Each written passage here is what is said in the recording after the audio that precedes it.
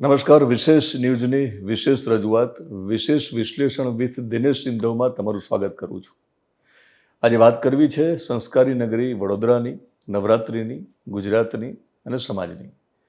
વાત એ કરવી છે કે વડોદરાના યુનાઇટેડ વે ગરબાના એક વિડીયો આપણે જોયા છે. એ વિડીયોમાં આપણે જોયું કે કપલ એકબીજાને ચુંબન કરે છે, રીલ બનાવે છે, સોશિયલ મીડિયા ઉપર અપલોડ કરે છે અને આખી ઘટના સમાચારમાં આવે છે.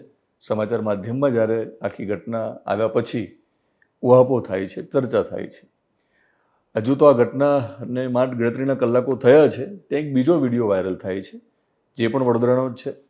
વડોદરાના લક્ષ્મી વિલાસ પેલેસમાં જે ગરબાનું આયોજન થાય છે ત્યાં એક કપલ ચુંબન કરે છે અને એની રીલ બનાવે છે, આ સોશિયલ મીડિયા ઉપર મૂકે છે. એ વિડીયો વાયરલ થાય છે. એ ઘટનાને લઈને ફરી એકવાર ચર્ચા થઈ કે સંસ્કારી નગરીમાં અને ખાસ તો નવરાત્રિ જેવા પવિત્ર તહેવારમાં આ પ્રકારની હરકત કરવી જોઈએ કે નહીં. ચુંબન કરવું એ ગુનો નથી. પતિ પત્ની અને પ્રેમી અને પ્રેમિકા એકબીજાને ચુંબન કરે તો એ તો પ્રેમ અભિવ્યક્ત કરવાનું એક માધ્યમ છે. પણ તમે ક્યાં ચુંબન કરો છો, કયા સ્થળે કરો છો અને કયા પ્રસંગે કરો છો એ અગત્યનું છે. એટલા માટે સમાચાર બને છે. નવરાત્રિ એક પવિત્ર તહેવાર છે, હિન્દુઓનો પવિત્ર તહેવાર છે. મા અંબા એટલે કે મા શક્તિની ઉપાસના કરવાનો તહેવાર છે.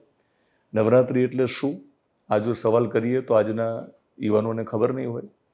નવરાત્રિમાં ગરબાનું શું મહત્ત્વ છે એ જો સવાલ કરીશું તો ખબર નહીં હોય. ગરબામાં જે છિદ્રો હોય છે, જ્યાં અંદર દીવો હોય છે, એની પાછળનું શું કારણ છે એ કારણ પૂછીએ તો પણ એમને ખબર નહીં હોય. અને આ પ્રકારની રીલ જ્યારે સામે આવે ત્યારે બહુ મોટો ઉહાપો થાય છે, ચર્ચા થાય છે, સમાજ ચિંતા પણ કરે છે. પણ ખાલી ચિંતા કરવાથી ચાલે એમ છે? તમને શું લાગે છે કે જે યુવક યુવતીઓ એટલે જે કપલે રીલ બનાવીને અપલોડ કરી માત્ર એટલા લોકોનો જ વાંક છે? એમનો જ વાંક છે? ના, વાંક એમના મા બાપનો પણ છે, વાંક આ સમાજનો પણ છે, વાંક હિન્દુ સમાજનો છે.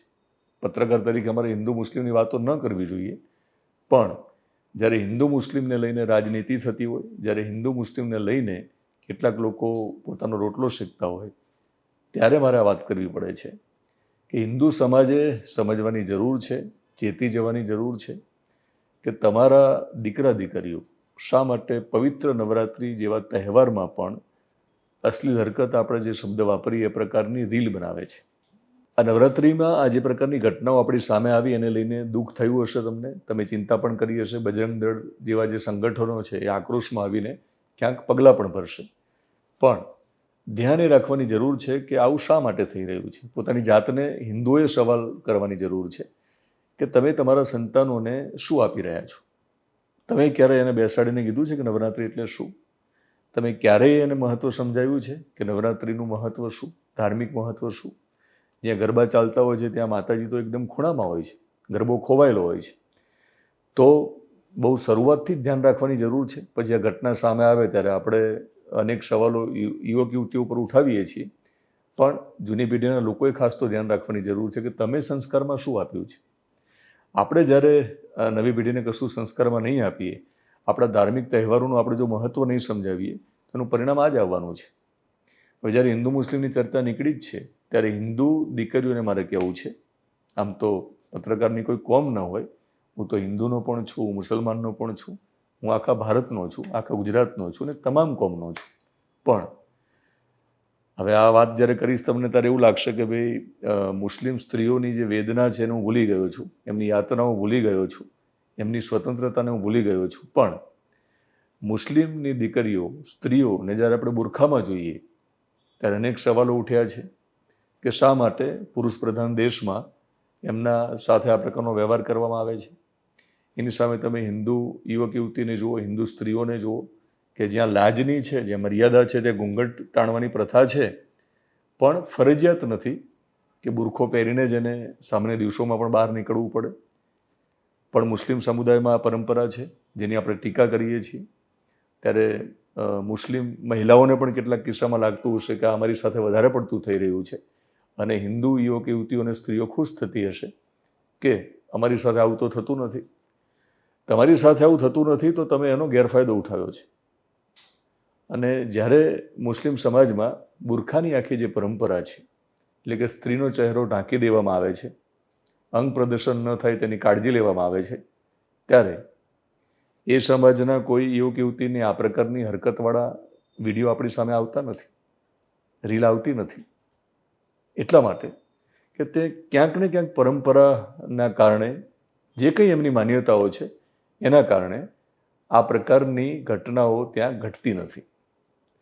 હવે હિન્દુ મુસ્લિમ કરીને જે લોકો રાજનીતિ કરે છે, જે હિન્દુઓને હંમેશા એવું લાગે છે કે મુસ્લિમથી અમને ડર છે, આ દેશમાં જો મુસ્લિમોની સંખ્યા વધી જશે, આ ગુજરાતમાં મુસ્લિમોની સંખ્યા વધી જશે તો અમે શું કરીશું, એટલા માટે અમારે લડવું છે, જે લોકો લડાઈ કરીને સમર્થન કરવું છે, તો એ લોકોને મારે એટલું જ કહેવું છે કે કમસે કમ જે વાતો સારી છે, જે કોમમાંથી, જે જ્ઞાતિમાંથી, એને દરેક બીજી જ્ઞાતિ અને બીજી કોમે અપનાવવી જોઈએ.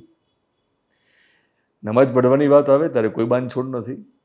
મુસ્લિમો સમયસર અને જેટલી વાર નમાઝ પઢવી પડે એટલી વાર પઢે છે. હિન્દુઓને નવરાત્રિમાં 9 દિવસ મજા કરવી છે, માતાજીના ગરબાની વાતો કરવી છે, પણ સામાન્ય દિવસોમાં માતાજીના મંદિરમાં જઈને અથવા તો ઘરમાં જે મંદિર છે ત્યાં માથું ટેકવવાની તમારી નવી પેઢીને ટેવ છે. તમારી નવી પેઢી ક્યારે તમારા ગામના રામ મંદિરમાં જાય છે? નથી જતી.